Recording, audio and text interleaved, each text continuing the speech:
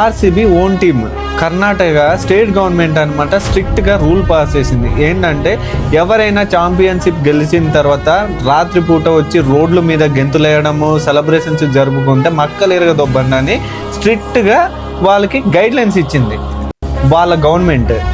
మన తెలుగు రాష్ట్రాలకు వచ్చి హైదరాబాదు, కర్నూలు, వైజాగ్ ఈ జిల్లాల్లో అలాగే తెలంగాణ స్టేట్లోని వీళ్ళు చేసిన రచ్చ వల్ల పబ్లిక్ ప్రాపర్టీని నాశనం చేశారు.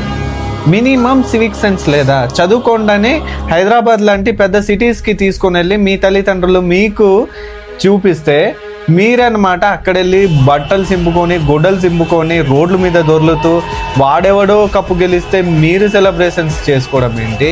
అభిమానం ఉండొచ్చు, ఫ్రెండ్స్ తోటి ఆ క్షణానికే ఎంజాయ్ చేసి వదిలేయాలి అంతే తప్ప కానీ పబ్లిక్ ప్రాపర్టీని నాశనం చేయడానికి మీరెవరబ్బా అసలు? ఊరోళ్ళ పెళ్ళికి కుక్కల హడావుడి అంటే ఇదేనేమో. ఆర్సీబీ ఫ్యాన్స్ యొక్క సెలబ్రేషన్స్ ఇలా ఉంది.